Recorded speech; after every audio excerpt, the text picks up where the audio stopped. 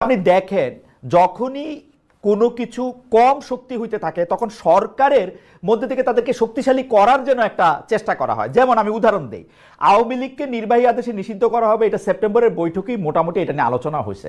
আপনারা কেন ওয়েট করলেন যে হাসনাত আব্দুল্লাহ ওইখানে যমুনা অভিমুখে যাবে, 3 দিন ধরে ওইখানের মধ্যে এটা হবে, ওদেরকে ঠান্ডা পানি দেওয়া হবে, তারপর আপনারা নিষিদ্ধ করবেন? কেন এটাকে আপনারা মানে ওরা আন্দোলন করার আগে আপনারা এটা বুঝতে পারেন নাই যে এটা আপনাদের করতে হবে? সেপ্টেম্বরে কিন্তু কোনো ডিসিশন হয় নাই। এটা যারা রিপোর্ট করেছিল এইটা নিয়ে কথাবার্তা হয়েছে, কিন্তু আমার মনে পড়ে না, আমি কেননা প্রত্যেকটা ক্যাবিনেট মিটিং এ আমি কিন্তু থাকি, আমার মনে পড়ে না যে এই কোনো ক্যাবিনেট মিটিং এ এটা এইরকমের কোনো ডিসিশন হয়েছে। আর হাসনাত আব্দুল্লাহর এই ব্যাপারটা আপনি যেভাবে বললেন যে এটা বুঝি স্টেজ তো না, উনি ওনার প্রোটেস্টটা করেছেন, রাইট। কিন্তু প্রফেসর ইউনূসকে কি এটা হাসনাত আব্দুল্লাহ থেকে শুনতে হইলো যে এটা আওয়ামী লীগকে নিষিদ্ধ করতে হবে? মানে ধরেন হাসনাত আব্দুল্লাহ, ধরেন আমরা হাইন্ডসাইট বিবেচনা করে হাসনাত আব্দুল্লাহ এটা করলেন না, তাহলে কি আওয়ামী লীগ নিষিদ্ধ হইতো না? আমরা অলওয়েজ মেইনটেইন করেছি যে এই বিষয়গুলো, এইটা যেহেতু সংবেদনশীল একটা বিষয়, এই বিষয়টা সত্যিকার অর্থে যারা জুলাইয়ের গণ আন্দোলনে ছিলেন, জুলাই আপরাইজিং এ ছিলেন, তাদের উপরে সবার সাথে আমরা মানে ডিসিশন যদি হয়ও সেটা হবে তাদের সাথে কনসালটেশন করে, তাদের ইয়েতে, এবং সেই অনুযায়ী হয়েছে, তারা সবাই কনসেন্ট দিয়েছেন। মানে এই অনুযায়ী যদি হাসনাত আব্দুল্লাহ, আমি যেটা যদি হাসনাত আব্দুল্লাহ এই ডাকটা না দিতেন যে আওয়ামী লীগ নিষিদ্ধ করব, যতক্ষণ নিষিদ্ধ না করা হবে ততক্ষণ পর্যন্ত যমুনা উইল বি ঘেরাউট, এইটা যদি উনি না কইতেন তাহলে কি আওয়ামী লীগ এখনো সিদ্ধ দল হিসেবে থাকতো, তাই না? দেখেন হাসনাত আব্দুল্লাহ বা ইয়েরা যে সব যা বলছেন আমরা কি সবই শুনছি নাকি? ওনারা তো বলেছিলেন যে অনেকে দেখেন প্রেসিডেন্টকে ওনারা আউটস্টার চেয়েছিলেন অনেকেই, তো আমরা তো সেই অনুযায়ী আমরা যে সমস্ত জায়গায় জাতীয় ঐক্য তৈরি হচ্ছে সেই জায়গাগুলো এই বিষয়ে ভালো ডিসিশন হচ্ছে। মানে প্রেসিডেন্ট সরানোর সাথে এইটাকে আপনি তুলনা করলে সেটা ইন্টারেস্টিং। তো প্রেসিডেন্ট সরানোর ক্ষেত্রে যেহেতু বিএনপি চায় নাই সেজন্য আপনারা প্রেসিডেন্ট সরাইতে পারেন না, ওরা তো চাইছিলই। এই ক্ষেত্রে যেহেতু বিএনপিও চাইছে সরাই দিতে, সেজন্য আপনারা সরাইছেন, ব্যাপারটা কিরকম? না, আমরা বললাম তো এগুলো যত ডিসিশন হয়েছে সব জায়গায় আমরা সবার সাথেই কথা বলেছি এগুলো ক্ষেত্রে। আর এইটার প্রসঙ্গেই একটা সম্পাদক পরিষদ আজকে একটা প্রেস রিলিজ ইস্যু করেছে, আপনি নিশ্চয়ই দেখেছেন, যে আওয়ামী লীগের কার্যক্রম নিষিদ্ধ ঘোষণা করা হয়। সন্ত্রাসবিরোধী অধ্যাদেশ 2025-এর গেজেটের প্রকাশের পর তারা দেখা যাচ্ছে যে অধ্যাদেশে একটি ধারা সংযুক্ত হচ্ছে, সেটা হচ্ছে উক্ত সত্তা কর্তৃক বা উহার পক্ষে সমর্থনে কোনো প্রেস বিবৃতির প্রকাশনা বা মুদ্রণ কিংবা গণমাধ্যম, অনলাইন সামাজিক যোগাযোগ মাধ্যম বা অন্য যে কোনো মাধ্যমে যে কোনো ধরনের প্রচারণা অথবা মিছিল সমাবেশ বা সংবাদ সম্মেলন আয়োজন বা জনসম্মুখে বক্তৃতা প্রদান নিষিদ্ধ করিবে। এইটা ব্যাপারে তারা মনে করতেছেন যে এটা অপব্যবহার হবে, এটা স্বাধীনতার এটা শঙ্কা সৃষ্টি করবে। আপনার কাছে কি মনে হয়? মাহফুজ আনাম সভাপতি এবং দেওয়ান হানিফ মোহাম্মদ সাধারণ সম্পাদক পরিষদের পক্ষে এই বিবৃতি। না, এটা কেউ যেটা ব্যান্ড হয়ে যায় যে সংগঠন যারা কার্যক্রম, আপনি দেখেছেন কেউ জেএমবির কার্যক্রম কেউ কভার করে বাংলাদেশে? জেএমবি তো ব্যান্ড অর্গানাইজেশন। তারপরে হরকতুল জিহাদ আল ইসলামী বাংলাদেশ ব্যান্ড, কেউ কি ওদের এই কার্যক্রম কেউ কি করে বলে যে এর লিডার এখানে কথা বলেছেন বা এরা? আমার যতদূর মনে হয় হিজবুত তাহরির মিছিল করছে, সেই খবর ছাপা হয়েছে পত্রপত্রিকায়। এটা দুই একটা হতে পারে, বাট এদের নিয়মিত ছাপা হয়েছে ভাই, নিষিদ্ধ ঘোষিত জেএমবি সংগঠনের এই কার্যক্রম ছাপা হয়েছে, এটা লেখা হয়েছে। প্রমোশনাল কোন রিপোর্ট আমরা দেখি নাই, বা এদের লিডার আমরা যেটা দেখেছি যে এই অনেকে শেখ হাসিনার যেই জিঙ্গোইস্টিক উনি যেই ভায়োলেন্সকে ইনসাইট করে যেই স্পিচ দেন সেগুলো অনেকে কভার করেছেন। আমি দেখি নাই মানে জিঙ্গোইস্টিক কথা সেটা এরকম ছাপা হয়েছে প্রমোশনাল ওয়েতে, অনেকে করেছে, আমাদের কাছে এভিডেন্স আছে প্রমোশনাল ওয়েতে। মানে এটা এই ব্যানের আগে, আমি বলছি ব্যানের আগে এটা প্রমোশনাল ওয়েতে করা হয়েছে, এটা আপনি বলছেন। প্রমোশনাল কি, ওনার স্পিচটা দিয়েছেন, উনি সমানে আমাদেরকে জঙ্গি বলছেন, আমাদেরকে আমাদেরকে এটা বলছেন, এগুলো অনেকে কভার করেছেন, ওনার স্পিচের ভিডিও ক্লিপিং অনেকে দিয়েছেন। এই গত কয়েক বছরে বিগত সরকার নানা রকম আইনি মারপ্যাচ করে এগুলি নানা ধরনের কাজ করছে, যেখানে হামলা মামলা যেখানে যা দরকার প্রয়োগ করে দেশে কোনো মিডিয়া যাতে বিএনপির ভারপ্রাপ্ত চেয়ারম্যান তারেক রহমানের সংবাদ বক্তব্য প্রকাশ করতে না পারে সেই ব্যবস্থা করছিল।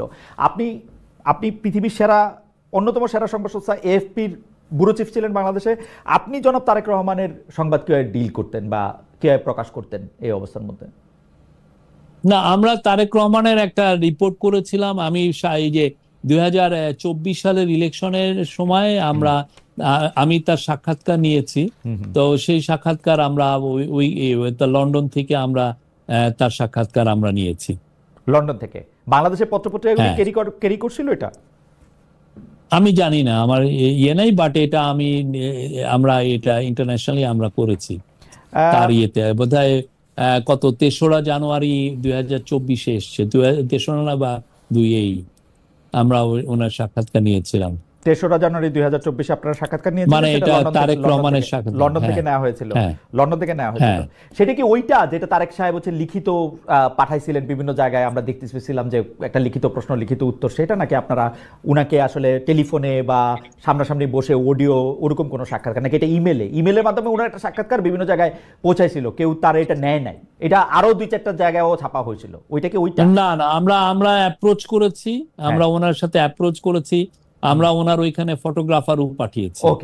উনি ফটো শুটও হয়েছে, উনি ওইখান থেকে ফটো দিয়েছেন ইয়েতে। আমার মনে হয় না বাংলাদেশে পত্রপত্রিকা আমি এটা দেখেছি। যাই হোক, শফিক ভাই, বিএনপি নেতা ইশরাক হোসেনকে আসলে মেয়র পদে নিয়োগ দেওয়া হচ্ছে না, বলা হচ্ছে জনাব আসিফ মোহাম্মদ সজীব ভুঁইয়া এটা দিচ্ছেন না, কারণ আসিফ মোহাম্মদ সজীব ভুঁইয়া তার নিজের লোকদেরকে মেয়র পদমর্যাদার লোক বানান।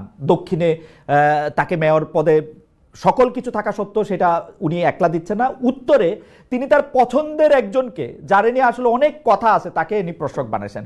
এইটা আপনি আসলে কিভাবে দেখেন? মানে ইশরাক হোসেনকে আসলে মেয়র পদে এটা দিতে দেওয়া হবে না কেন? এটা কি উপদেষ্টা পরিষদের সিদ্ধান্ত নাকি এটা আসিফ মোহাম্মদ সজীব ভুঁইয়ার একক সিদ্ধান্ত?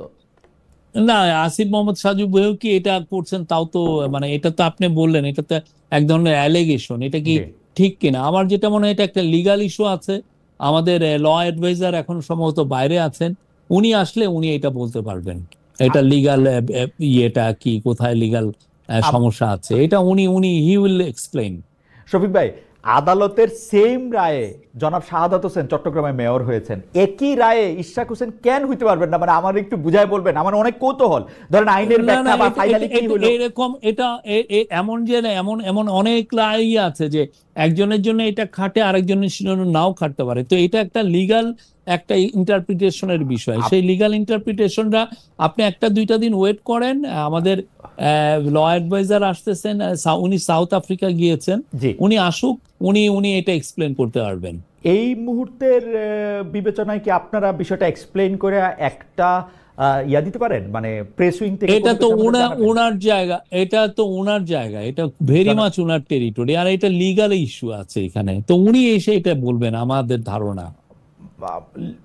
মানে উনি তো আদালতের রায়, মানে সুপ্রিম কোর্টের রায় তিনি আসলে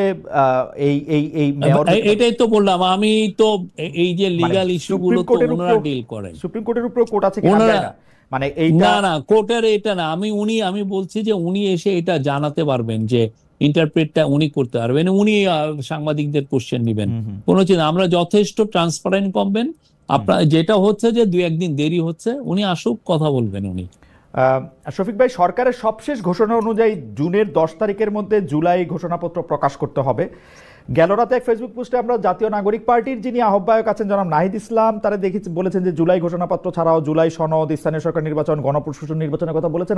আমরা দেখতে পাচ্ছি যে জনাব মির্জা ফখরুল ইসলাম আলমগীর, বিএনপির যিনি সেক্রেটারি জেনারেল আছেন, তিনি বলছেন সুপরিকল্পিতভাবে জাতীয় নির্বাচন পিছিয়ে দেওয়ার পায়তারা চলছে। আপনি বিষয়টি একটু বলবেন যে আপনারা আসলে কিভাবে দেখেন? 10 জুনের মধ্যে কি জুলাই ঘোষণাপত্র প্রকাশিত হচ্ছে? 10 জুনের মধ্যে জুলাই ঘোষণাপত্র প্রকাশিত হওয়ার পরে আসলে নির্বাচনটা কি ডিসেম্বর, জানুয়ারি, ফেব্রুয়ারির মধ্যে হচ্ছে কিনা? নির্বাচন, আমাদের চিফ অ্যাডভাইজার বারবার বলেছেন যে নির্বাচন ডিসেম্বর থেকে জুনের মধ্যে হবে।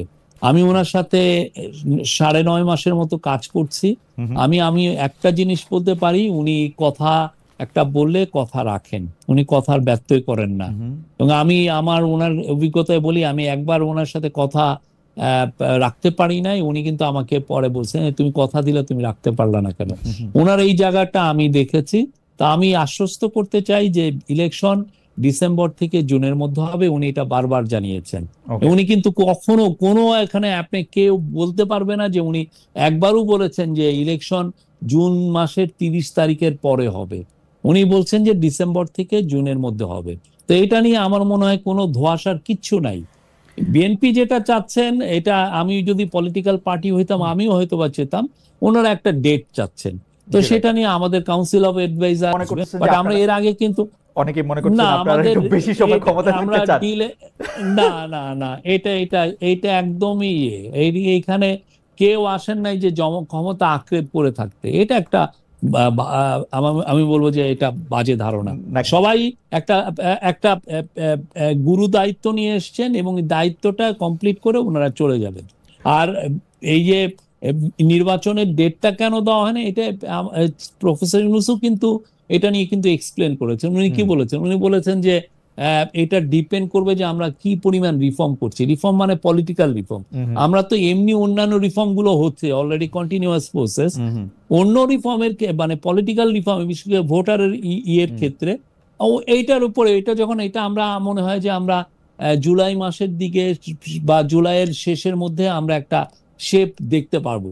তারপরে আমার মনে হয় যে আরো ক্ল্যারিটি আপনারা দেখবেন। বাট ইলেকশন, আবারও বলি, ইলেকশন উনি যেটা বলেছেন ডিসেম্বর থেকে জুনের মধ্যে হবে, এটার কোনো ব্যত্যয় হবে না। শরীফ ভাই, আবার একটু এই যে আপনার জায়গায় আসি, মানবাধিকার, তারপর হচ্ছে জার্নালিজমের এথিক্স এবং রাষ্ট্রের ন্যায় বিচারের জায়গা থেকে। আপনার কাছে কি মনে হয় যে আসলে বিগত সরকারের সময়টা একটা লম্বা সময়, 15 বছর, সেই সময় বিভিন্ন শিল্পী, বিভিন্ন কলাকুশলী, বিভিন্ন সচিব, বিভিন্ন সামরিক সচিব, তারা নানার সময় নানা কারণে সরকারের কেউ ঘনিষ্ঠ ছিলেন, কেউ ঘনিষ্ঠ ছিলেন না। এখন সাংবাদিকদের মধ্যেও কেউ কেউ। তো এইটার মধ্যে কার বিরুদ্ধে মামলা করা হবে, কাকে বিদেশ যেতে দেওয়া হবে, কাকে ছেড়ে দেওয়া হবে এবং কাকে দেওয়া হবে না, এটার মধ্যে কি আপনাদের একটা পিক অ্যান্ড চুজ কাজ করতেছে? যে ঠিক আছে, একে আমার পছন্দ না, তখন আমি নাম দিব তুমি সিনেমায় অভিনয় করছো, তো সিনেমায় যে আরো লোক অভিনয় করছে ওগুলি আমি ভুলে যাব, এবং সিনেমায় অভিনয় করার জন্য আমি মামলা দিব, এটা কিরকম হত্যা মামলা? আমরা মনে করি যে মানে হোম মিনিস্ট্রি বা পুলিশ তার কাজে আমরা সাধারণত কখনোই, আমার মনে পড়ে না যে আমরা ইন্টারফেয়ার করি। পুলিশ তার কাজটা করে, তো সেই অনুযায়ী আপনারা দেখছেন। আপনাদের যদি মনে হয় যে আমরা ইন্টারফেয়ার করছি, আমরা ওয়েলকাম জানাই। আপনারা আমাদেরকে বলেন যে না, আপনারা এই জায়গায় ইন্টারফেয়ার করছেন। এই গভর্নমেন্ট এই জিনিসটা আমি মনে করি না। শফিক ভাই, কেন মনে হয় আমি আপনাকে বলি, যে হত্যা চেষ্টা মামলায় অভিনেত্রী নুসরাত ফারিয়াকে গ্রেফতার করা হয়েছে, তিনি সেই মামলার 207 নম্বর আসামি। ক্ষমতাচ্যুত প্রধানমন্ত্রী শেখ হাসিনা 17 জন শিল্পী সহ মোট 283 জনকে আসামি করে মামলা করা হয়েছে। এই মামলাটা 283 জন একত্র হইয়া একটা হত্যা মামলা কিন্তু এইটা করা হয়েছে। এইটার মানে আপনি কি মনে করেন? এর মধ্যে আবার যে ওকে ধরা হইলো, ওনাকে ধরা হইলো, মামলা নিয়ে আমাদের ল অ্যাডভাইজার অনেক বলেছেন। সত্যিকার অর্থে এই মামলাগুলো তো আমরা দেখছি